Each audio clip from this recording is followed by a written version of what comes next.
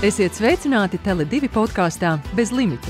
Šis ir podkāsts, kurā ar ekspertiem runāsim par jēgpilnu interneta lietošanu, jeb to, kā modernās tehnoloģijas ietekmē mūsu ikdienu, attiecības, darbu, ģimenes dzīvi un veselību, kā arī sarunāsimies ar aizraujošiem uzņēmējiem par personības lomu biznesā, jo kā nekā, bizness sākas ar cilvēku. Šodien sarunāšos ar Mārtiņu Hiršu, politologu. Sveiks, Mārtiņ! Sveiki! Mēs runāsim par kritisko domāšanu sociālo mēdīju laikmetā. Es domāju, ka tas ir ļoti daudz ko izmainījis tajā, kā mēs skatāmies uz lietām, kā mēs saprotam procesus un kā mēs komunicējam par to, ko mēs saprotam, vai ne? Nu jā, mēs dzīvojam citā pasaulē nekā 20 gadus atpakaļ. Kādreiz ieslēdz vakara ziņas, tas bija tos vienīgais informācijas avots par to, kas notiek pasaulē. Tagad katrs var skatīties jebko un uzzināt jebkādu versiju par to, kas ir noticis pasaulē šodien. Tā kā jā, pasaule ir mainījusies un mums ir jāapdeito ar savi uzskati līdz tam. Kā negribas to brīžiem darīt, ne? Jā, vieglāk ir dzīvot tā vienkārši viegli, tā kā ir pierasts, bet ja mēs neapdeitojam savus uzskatus, tad mēs pirmkārt mēs varam uzķerties uz muļķībām, un otrkārt mēs arī paliekam iepakaļ tiem, kuri pielāgojās un iet līdz laikam. Tiek ļoti daudz runāts par to, ka sabiedrība īsti nav kritiski domājoša. Ko vispār nozīmē kritiskā domāšana? Ko tas sevi ietver? Jo es pieļauju, ka ir cilvēki, kas īsti neuztver to, par ko vispār tas ir. Jā, tas, ko es daru pēdējos 10 gadus, es pētu Kremļa propagandu, kā tad Krievija manipulē ar cilvēkiem. Esmu pētījis arī par Covid laikā dezinformāciju par to un līdzīgus projektus. Pētu to, kā mēģina manipulēt ar mums. Un tad brīvajā laikā ir tāds skeptikafē, kur es kolēģiem mēģinu mācīt, kā domāt labāk, kritiskāk. Tas, ko mēs vienmēr stāstam, ka ir divi pretstati. Ir kritiskā domāšana un maģiskā domāšana. Un maģiskā domāšana ir tad, kad mēs tā naivi, tā kā tāds jauns bērns, ar visu, ko mēs saskaramies, mēs tam noticam.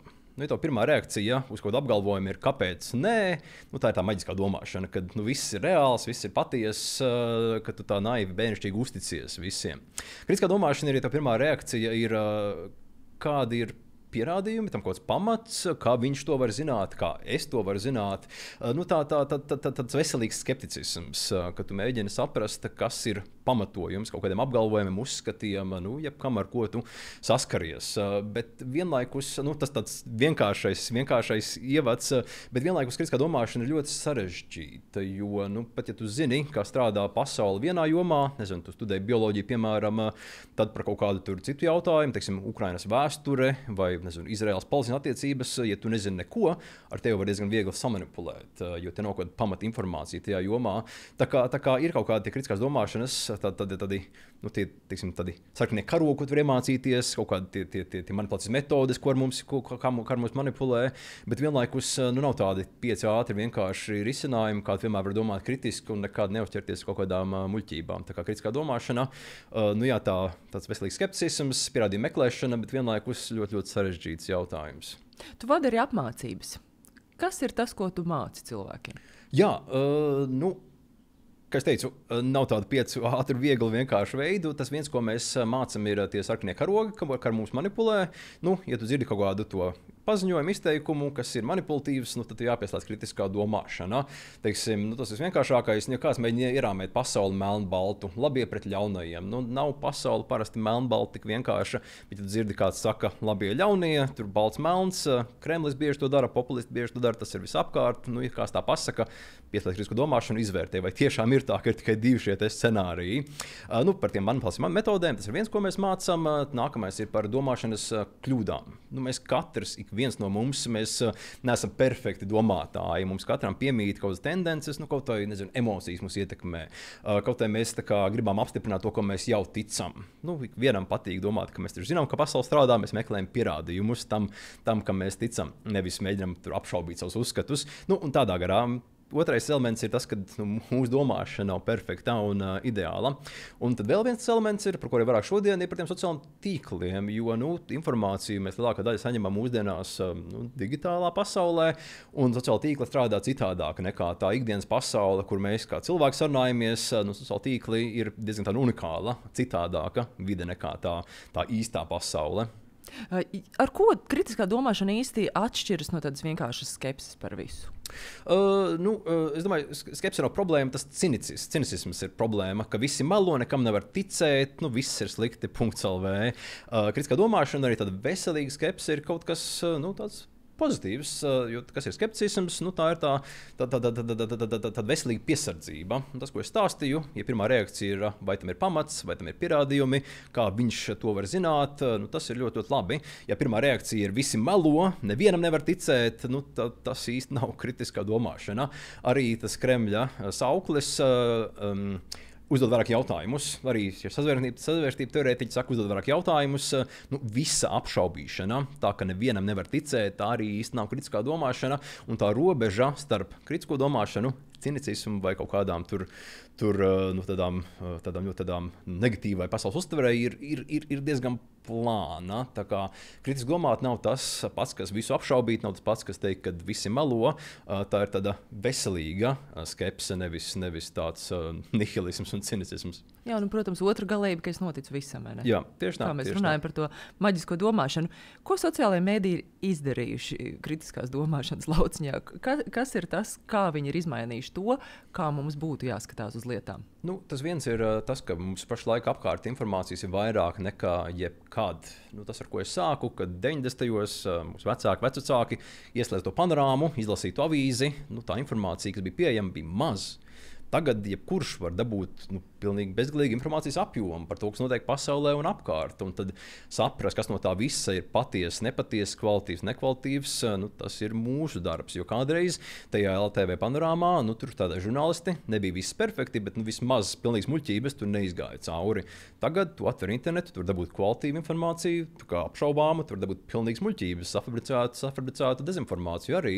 Tā kā mums katram jābūt tādam žurnālistam, tādam digitālam detektīvam 21. gadsimtā informācijas pārbagātā pasaulē. Tas ir viens.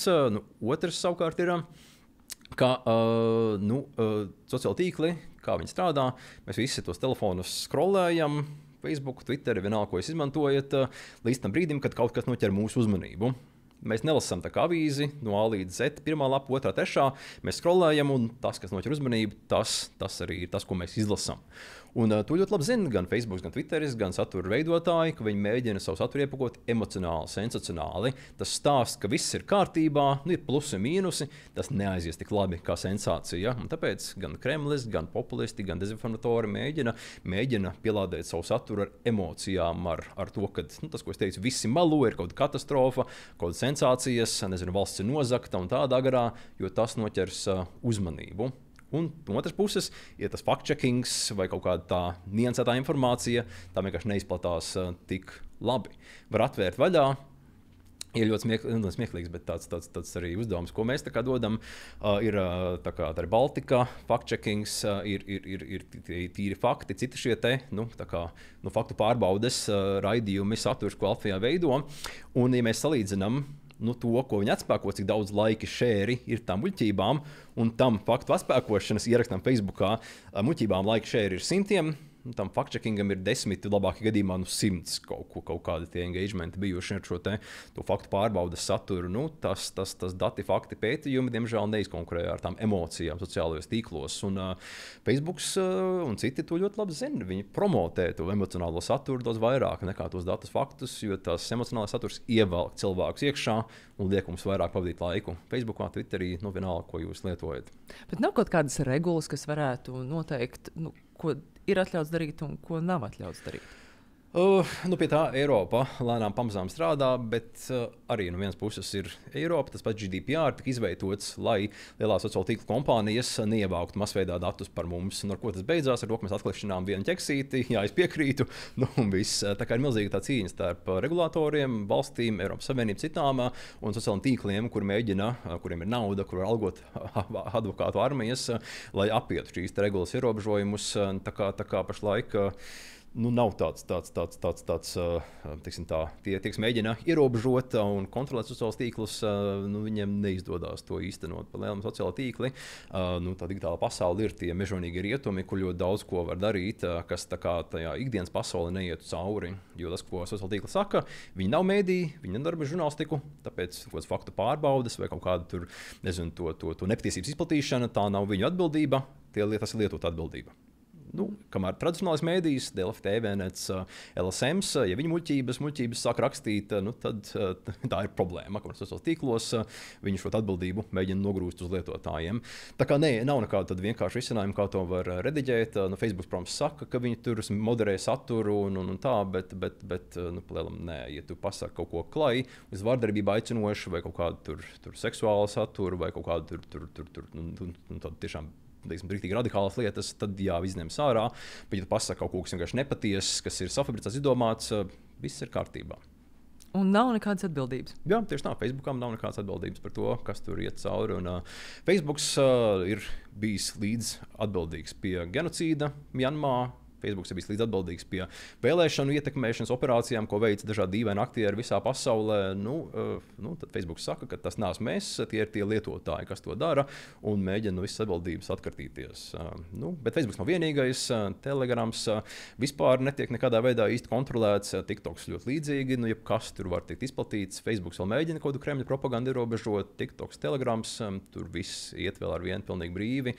Tu vari izlasīt to Krievija labākā valsts pasaulē, ka Ukraiņi ir karnoziedznieki, nevis Krievijas armija, tā kā Telegramā tur vispār nav nekāda satura regulācija. Tā kā no mums pašiem ir atkarīgs, vai mēs patērējam to labo saturu, vai mēs izvērtējam, vai arī mēs patērējam to, kas ir ļoti, ļoti tāds dīvains, alternatīvs, problemātisks. Jo atrast sociālos tīklos, internetā var pilnīgi visu. Tici, ka Zeme ir plakana, atradīs vēl 100 cilvēkus, kas tieši tam pašam piekrīt, kas ar sajūsmu tā ir satura, ka jā, Zeme ir plakana. Kas pielūdz makaronu dievu arī. Jā, arī tā var būt. Absolūti. Es ļoti labi atceros laiku, kad sākās karš Ukrainā, kad Krievija veica šo iebrukumu. Un ļoti daudz cilvēku reportēja Facebookam un Instagramam nepatiesas informācijas izplatīšanu. Un tās ziņas, ko mēs saņēmām atpakaļ, bija, ka tur viss ir kārtībā ar saturu, ka saturam nav nevainas. Ja? Un tad tu saproti, cik ļoti bezspēcīgs patiesībā tu esi. Ja? Ka tu redzi, ka cilvēki pastrādā šausmu lietas, un tu neko nevari izdarīt. Jā, tieši tā. Tas, ko sociālo mediju kompānijas saka, ka viedokļi ir dažādi. Tā nav viņu loma tā kā tur cenzēt vai ierobežot. Bet vienlaikus mediju žurnālisti, tas ir tas, ko viņi dara, tas, ko viņi māca. Viņi neļauj kaut kādām pilnīgām muļķībām iziet cauri redakcijām un žurnālistu rokām. Sociālo tīklu mēģinot atmazgāties un teikt, ka viņi nav žurnālistika, viņi nedarbojas ar to. Tāpēc uz viņiem neatiecās kaut kāda satura pārbaude un patiesības verificēšana.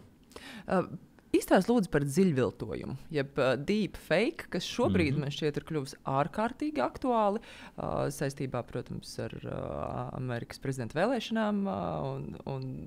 Jā, bet ne tikai arī mums Latvijā tieši pat bija atpakaļ pāris dienas gadījums, kad tas ļoti nekvalitīvs, bet premjerministres tas dziļais viltojums, kur viņi kaut ko runā, sociālos tīklos iet apkārt, tas bija tās ļoti, ļoti zemes kvalitātes, tā ka var uzreiz pateikt, ka nav īsts video, bet ir bijuši gadījumi arī, kad ietekmē vēlēšanas rezultātus. Bija Slovākijā pagājušajā rudenī gadījums, ka tieši pirms vēlēšanām noplūst it kā īsts ieraksts audio, kurā divi politiķi runā par to, kā jānozog vēlēšanas. Un tas ir tajā laikā, kad aģitāciju vairs nevar veikt. Un tad šie politiķi, protams, pasaka, ka tas nav īsts. Bet loģiski viņi teikt, ka tas nav īsts, jo viņi runā tajā audio par to, ka vēlēšanas jānozog. Un arī tas, ka nevar pāris dienu laikā tas 100% droši pateikt, ka tas ir dziļais viltojums.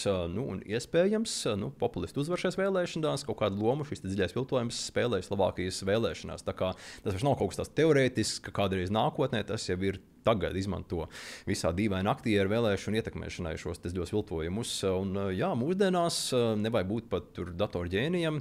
Arī mēs ar Skeptika kafē uztaisījām, lai informētu cilvēkus šos te mākslīgos attēlus, kur kustās tā kā īsti cilvēki. Var arī balsi uztaisīt mākslīgu, kas izklausās tieši tā kā mana balss. Tas vairs nav kaut kāda zinātniskā fantastika gadus uz priekšu, un tas ir kaut kas, kas ir mūsdienās pieejams. Un ja tev ir daudz resursi, ja tu vari tiešām noslīpēt, to nevar atpazīt īsta video. Tur nav nekāds veids, kā var tā vienkārši ātri skaisti pateikt, jā, dziļais viltojums. Nē, pat eksperts nevar pateikt, ka kaut kas ir viltots mūsdienās.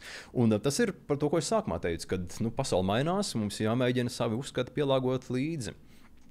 Jo šie dziļie viltojumi būs. Viņa tagad ir, viņi būs vēl vairāk. Un, ja mēs neusticamies tradicionālajiem mēdījiem, ja mēs uzticamies uz saviem tīkliem, tad mēs uzķersimies šiem dziļiem viltojumiem.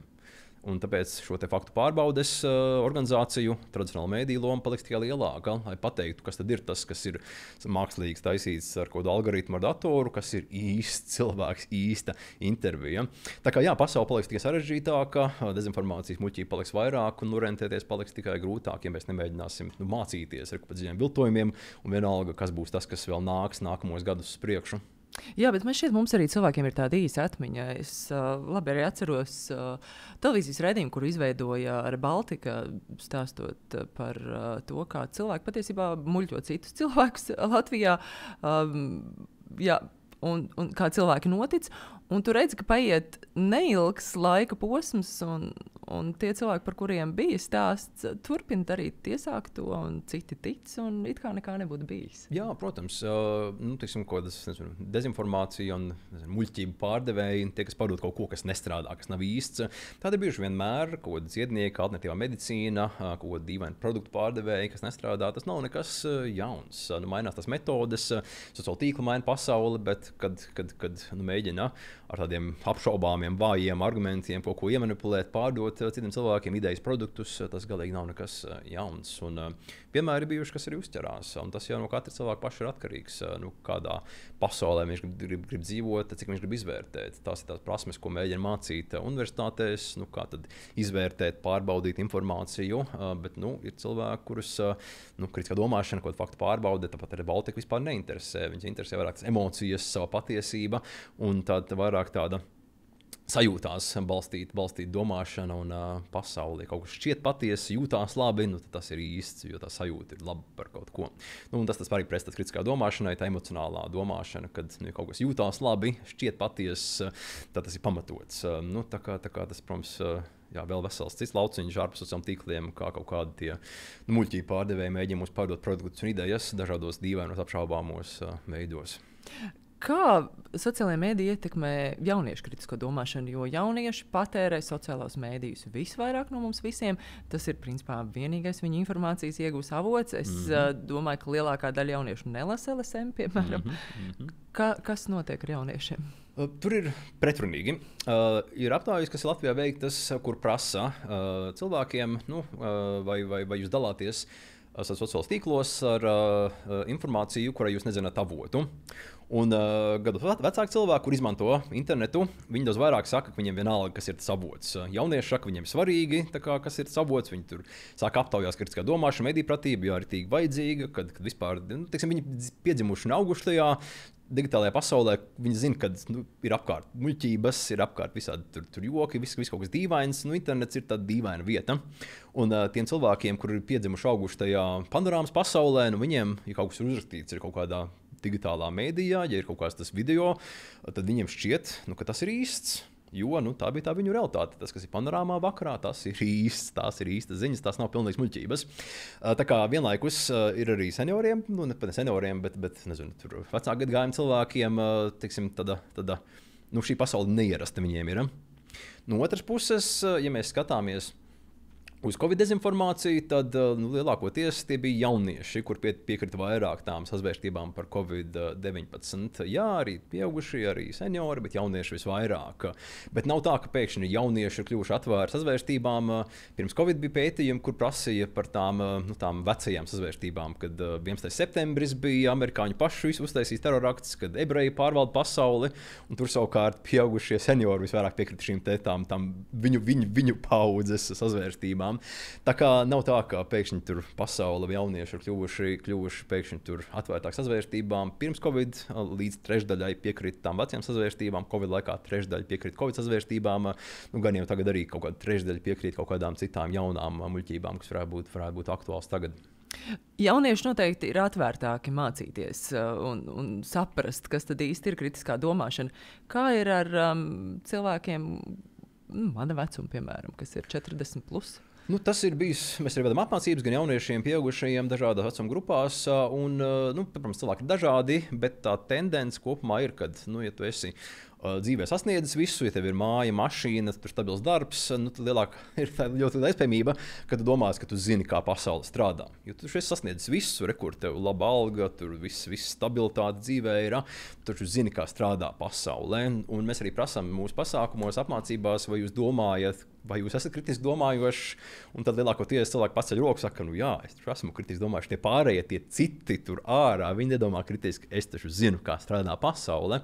Un tāpēc mēs arī sākam ļoti bieži apmācības ar tā domāšanas kļūdām, kas ir par to, ka neviens no mums nav perfekti kritiski racionāli domājoši, mūs visus ietekmē emocijas, ir visādi manipulācijas paņēmienas, ko mēs uzķeramies, nav tā, ka es vai jebkurš cilvēks pasaulē būtu perfekts, racionāls domātājs. Tas ir kaut kas, kur attīstīt visu dzīves gaitā. Turklāt pasaule mainās, tie paši dziļie viltojumi. Ja mēs par viņiem nepainteresējamies kādā brīdī, ja mēs neplasām vairāk, tad jā, mēs uzķersimies tajā brīdī, kad būs kaut kāda dziļo viltojumu kampaņa Latvijā, kas mēģina vēlēšanas ietekmēt. Tas ir vienkārši tas, kad mums uzskati ir jāapdeito līdzi tam, kā pasaule mainās. Tā kā kādreiz 90. mums bērnībā mācīja visiem nekāp svešās mašīnās, neņem saldumus no svešiniekiem. Tagad tieši tāpat visiem ir jāmāca, kad neej līdzi digitālajā mežā kaut kādiem cilvēkiem, kas mēģina ar maldugunīm tev aizvest digitālos neceļos. Pasaule mainījusies, ir jāmaina arī tie uzskati par to, kā tad strādā pasaule, ko darīt, ko nedarīt. Sociālajos mēdījos mēdz teikt, parasti kā algoritms ir tas svarīgais, kas arī mēdz tevi aizvest neceļos, un to saturu, kuru tu parādi, ka tev interesē, arvien vairāk tu arī saņemsi. Ir iespēja izrauties no šī algoritma un nomainīt plati, kuru es klausos? Jā un nē. Tā viena problēma ir tas, ka, tas, ko es minēju iepriekš, ka cilvēkiem ir tendence meklēt to, kam jau tu tici. Ja tu tici, ka astroloģija strādā, atradīs sociālos tīklos, arī Google ļoti daudz lapas saturu. Jā, astroloģija īsta, pamatota, tur pētījumi, eksperti, viss kaut kas. Ja tic pretējiem, atradīs pilnīgi pretējo. Un tur ir vajadzīga cilvēkiem tad veselīga tā ziņkārība, ka tu esi gatavs iziet ārpus tā informācijas burbuļa, pastīties, ko pārējie saka, ko citi domā, un ne visi tam ir gatavi, ne visi to pat grib, ļoti daudziem patīk. Taču apstiprināt to, kam jau tu tici. Tā kā viens tā veselīgā tāda ziņkārība, tāds atvērts pasaules skatījums, un arī ar to atvērtību, es domāju, nevis tā, ka tur viss ir reāls, bet mēģināt apšaubīt savus uzskatus, kas tev šķiet patiesi. Tas ir viens, bet no otras puses, tas algoritms spēlē pret mums, ir kaut kāds tas saturs, ko tu atver, un tad pēc tam tev metīs viņu virsū atkal un atkal un atkal. Man draudzenei patīk Taylor Swifta, pastījos pāris video, tagad nāk atkal un atkal un atkal visu laiku. Un tieši tāpat arī par kaut kādiem dezinformācijas izplatītājiem, pasties vienu video netīšām, un viņš to atkal un atkal metīs virsū, un būs tā sajūta, ka taču visi redz šos te video, visi to skatās, jo mēs jau teiksim, tā psiholoģija nav pielāgota tam, kad mums dod unikālu saturu. Tev šķiet, ka tas ir tas, ko visi redz apkārt, kā to pašu, ko mēs. Kaut gan realitāte ir tāda, ka tu esi vienīgais iespējams, kas redz tieši to saturu. Nav tā, ka visa sabiedrība to redz. Mēs arī apmācībās izspēlējam tādu foršu spēli, uzdevumu. Mēs liekam cilvēkiem izņemt ārā telefonu, atvērt Facebook, Twitter, Instagram, vienalga, ko viņi izmanto, un parādīt kaimiņam, kas ir tas, ko viņš redz. Un parasti tā realitāte, tajā, ko tu redzi, kaimiņš redz, ir pilnīgi cita. Vienam tur ir kaķu video, laika apstākļi, citam par politiku, par ziņām, trešajam vispār tur kaut kas pilnīgi atšķirīgs. Mēs katrs dzīvojam citā realitātē, tajā digitālajā pasaulē. Mēs katrs dabūjam kaut ko pilnīgi citu ārā no sociālā tīkla. Nav tāda, tā kā 90. ko es visu laiku pieminu, panorāma, pasaka, kas notika pasaulē, visi dzīvo vienā pasaulē. Tagad katrs dzīvo citādā bišķiņa realitātē, balstoties tajā, ko viņi patērē sociālajos tīklos. Tas nav tā, ka mēs visi redzam kaķīšu video. Jā, tieši tā. Ja tu esi skatījies, tad tu redzi, citiem patīk suņi, citiem patīk laikapstākļi, citam vispār neinteresē dzīvnieki. Katrs redz tieši to, ko viņš grib, un pat ja tu mēģini iziet no savu burbuļa, tad tie sociāli tīkli velk tev atpakaļ, dodot tev nākamā burbuļa saturu, kam tu esi sācis skatīties video. Kas ir tie sarkanie karogi? Kā mēs varam tā pavisam ātri apskatot saturu, saprast, hei, šeit tomēr kaut kas ir no dezinformācijas? Ja sarkanie karogi, kad jāpieslēdz kritiskā domāšana, pirmais ir emocijas, sensācija. Ja tu redzi kaut ko ļoti, ļoti tādu pārspīlētu, šokējošu, tas ļoti iespējams ir problemātisks. Jā, reizēm ir sensācijas, reizēm ir emocionālas lietas notiek pasaulē, bet ļoti bieži dezinformatori mēģina ar emocijām manipulēt. Jo tajā brīdī, kad mēs paliekam emocionāli, tā kritiskā domāšana sāk slēgties ārā. Tas ir viens. Nākamais šī melnbaltā pasaule, labais pret ļauno, sliktais pret pareizo.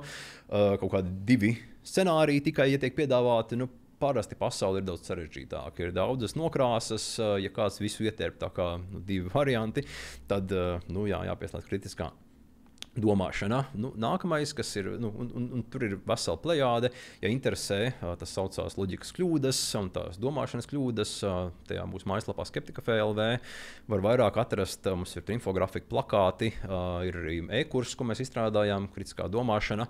Saucās var atrast caur Google, kritiskā domāšanas e-kurs. Tur ir plašs klāsts, bet vēl, piemēram, ko var minēt, ko arī Kremlis laikam izmanto, tas, kas saucās slidenā nogāze, ka ja rietumi apbruņos Ukrainu, karš eskalēsies, būs lielākas sadursmes, ātrāk vēlāk Kremlim būs jāizmanto kodoleroči.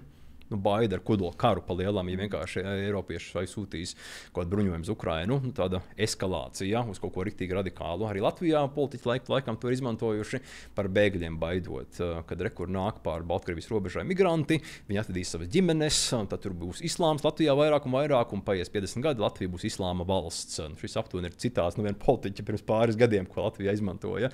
Tāds pārspīlējums.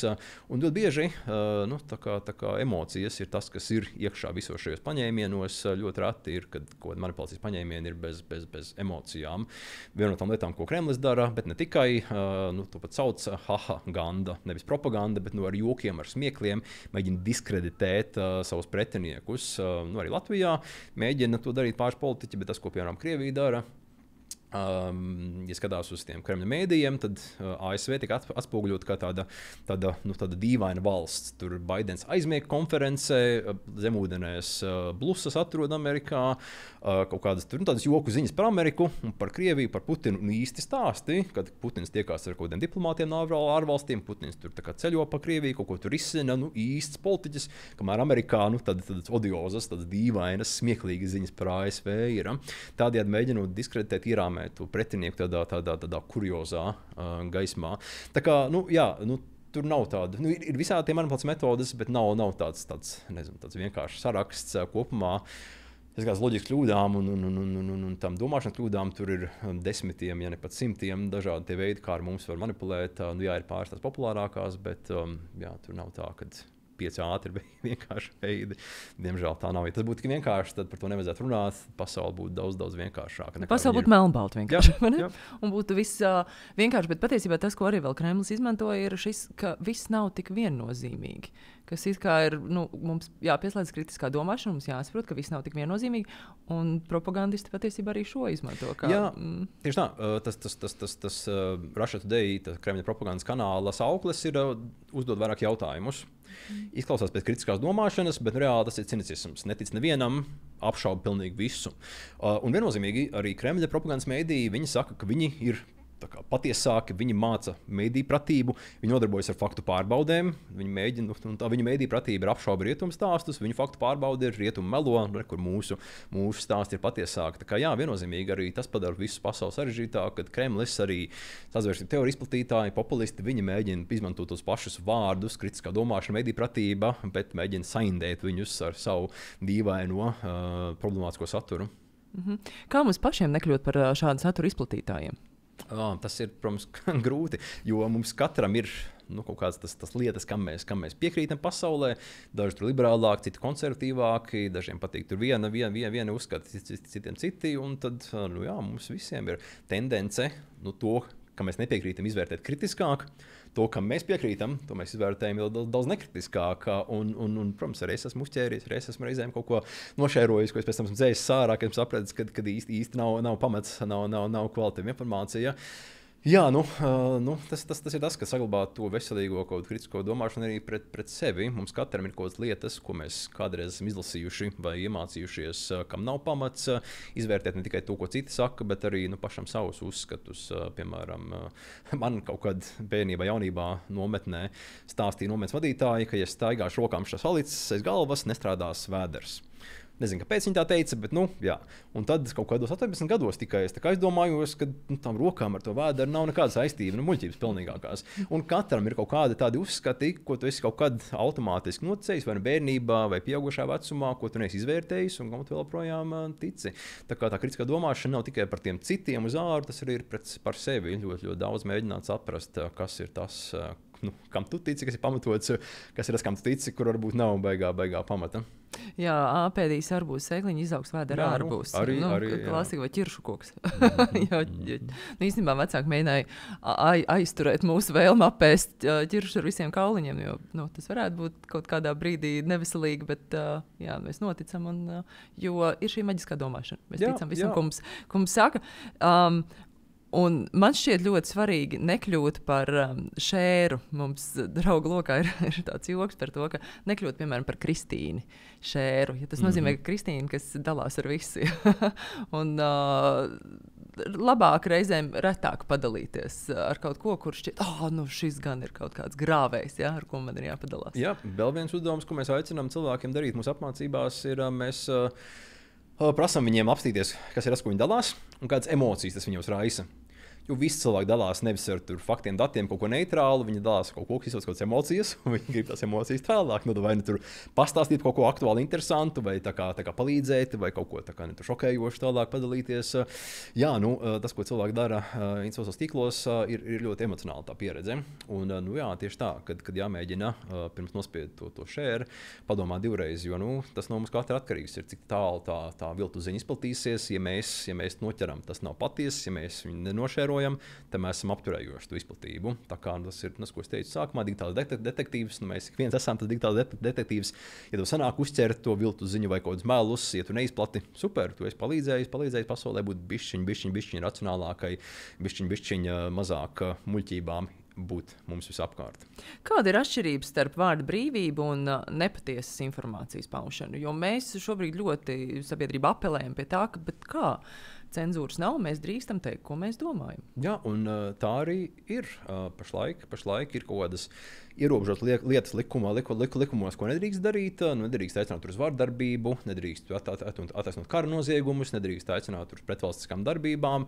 Ir arī, piemēram, tajos pašos produktu reklāmās lietas, ko nedrīkst darīt. Ir kaut kas, ko likums ierobežo, tas ir normāli. Arī tur smēķēšana, alkohola reklamēt, tur bērniem, jauniešiem, protams, nedrīkst. Nav tā, ka kādreiz ir bijusi pilnīgi absolūta vārda brīvība. Bet vienlaikus ir ļoti daudz lietas, ko tu droši drīkst stāstīt, kas nav patiesas. Ja tev šķiet, ka ir tā zeme plakana, jā, droši stāsti. Tas nekādā veidā ar likumu nav ierobežots. Kamēr nav tie likumi par pretvalstisku darbību, kaut kādām tiešām lielām problēmām, kas tur būtu tas pats alkohols, narkotikas un citas lietas. Un tas ir tas, ko arī uzstāja sociāli tīkli, kad mēs tos valsts likumus, tos tiešām trakos gadījumus mēģinām ierobežot, bet viss pārējais ir ok. Bet Covid nedaudz lika pārmainīt to pieeju gan sociālajiem tīkliem, gan arī valstīm par Covid, šo veselības dezinformāciju. ASV, piemēram, bija 12 cilvēki, kas radīja aptuveni pusi no visām Covid sazvērstībām. Par to, ka vakcīnas tur ir sliktas, tas nogalina mūs, un tā 12 cilvēki vai organizācijas, kas to radīja. Un tie visi cilvēku organizācijas, viņas jau pirms tam gadiem bija pārdevuši alternatīvu medicīnu, visādi tur dziednieki tie bija, visādi caurkutuši ārsti. Tas nebija nekas jauns. Un līdz Covid laikam viņi pelnīja to naudu, miljonus, miljardus ar savu alternatīvu medicīnu, savām muļķībām. Un tikai Covid laikā sociāli tīkli demonetizēja šo saturu un pateica, ka, ja tu taisi YouTube video, kad vakcīnas nestrādā, kad rekur tava maģiskā dziednieciskā tas dzēriens, rekur izārstēs visus, nevarēs pelnīt vairs naudu YouTube vai citos sociālajos tīklos. Tā kā tas, ko pat labāk sociāli tīkli mēģina darīt, ir demonetizēt šo melīgo saturu. Jā, tu vari teikt, ka zeme ir plakana, jā, tu vari teikt, ka vakcīnas ir briesmīgas un viss ir slikti, bet tu nevari pelnīt ar to naudu. Turklāt viņi mēģina arī ierobežot šī emocionāla satura izplatīšanos. Cik labi viņam sanāk, ļoti var diskutēt.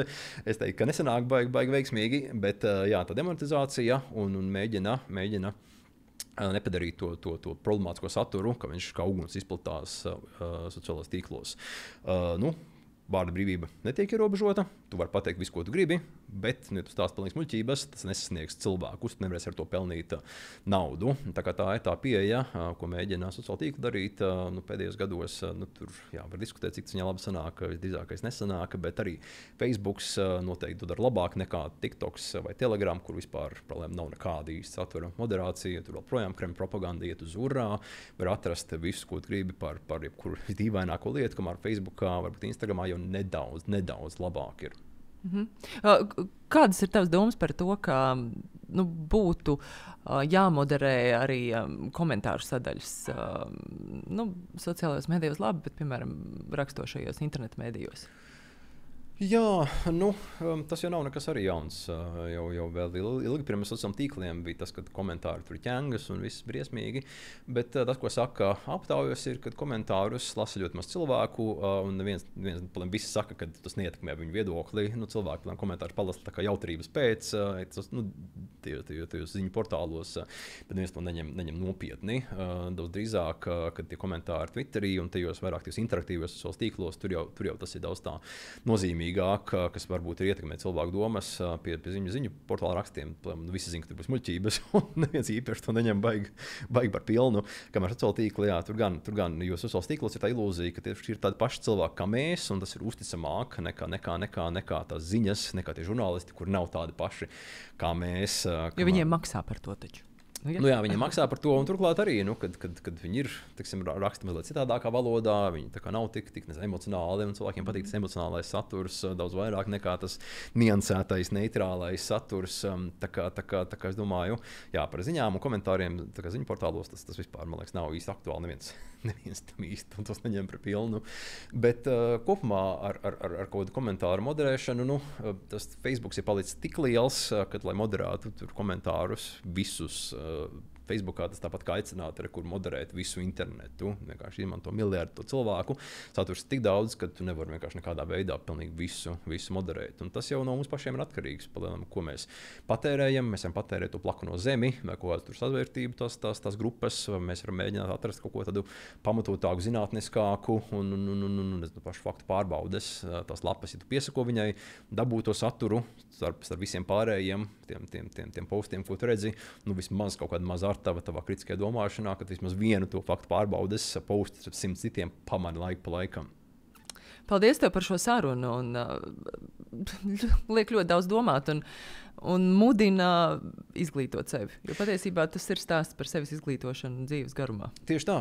Tā pasaule mainās, mums jāmainās līdzi, un tikai no tevis ir atkarīgs, kādā pasaulē tu dzīvosi. Vai dzīvosi pasaulē, kur jebkas ir reāls, vai sazvērtības pārvalda pasaule, vai dzīvosi pasaulē, kurā tu mēģini tomēr norientēties un saprast, atsijāt tos informācijas graudus no pelavām. Tad skatāmies skatīšu video vairāk nekā dezinformācijas video un nekļūstam par šēriem. Paldies tev liels!